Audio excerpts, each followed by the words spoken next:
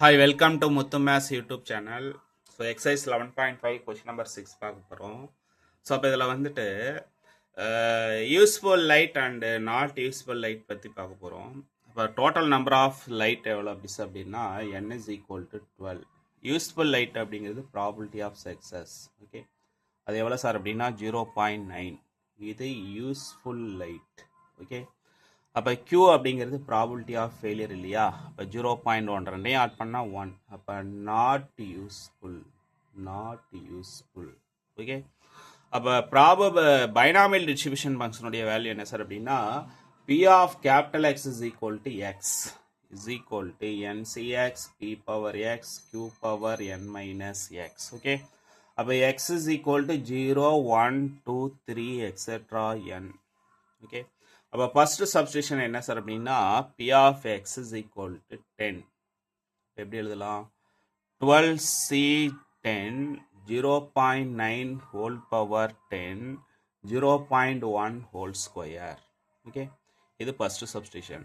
அடுத்தது substitution number 2ல என்ன sir கேட்டிருக்காங்க அப்படின்னா P of X greater than or equal to 1 at least 11 சொல்லியிருக்காங்க. இப்போ அட்லீஸ்ட்னா 11க்கு மேலே என்னெல்லாம் இருக்கும்? எப்படி எழுதலாம்?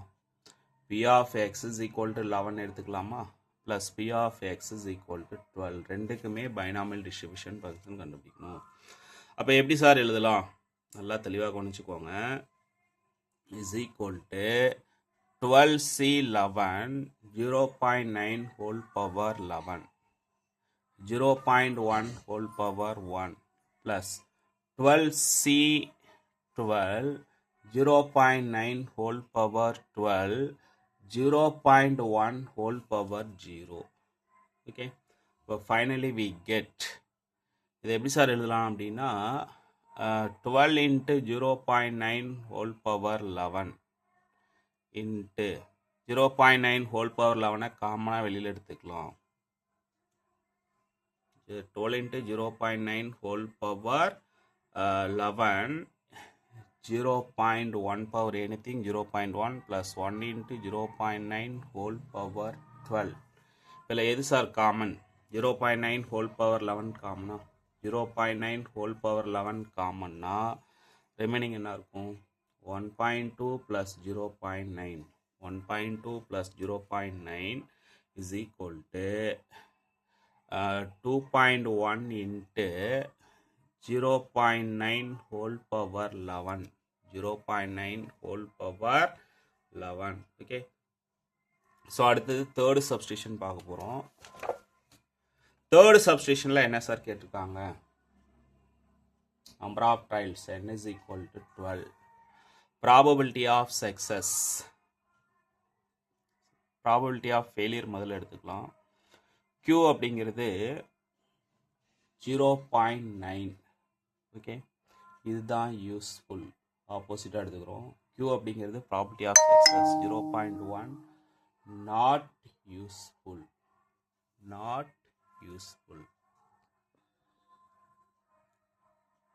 ஓகே, ஸோ அப்போ இதுக்கப்புறம் அட்லீஸ்ட் 2 வில் டிஃபெக்டிவ் 600 hours சொல்லிட்டான். அப்போ இதை எப்படி sir எழுதலாம்னா P of X greater than or equal to 2. P of X greater than or equal to 2 அப்படின்னா 1 minus P of X less than 2 1 minus P of X less than 2 is equal to 1 minus P of X is equal to 0. P of X is equal to 0 plus P of X is equal to 1. X is equal to 0, X is equal to 1. Okay, is equal to 1 minus எப்படி sir எழுதலாம் அப்படின்னா 12C0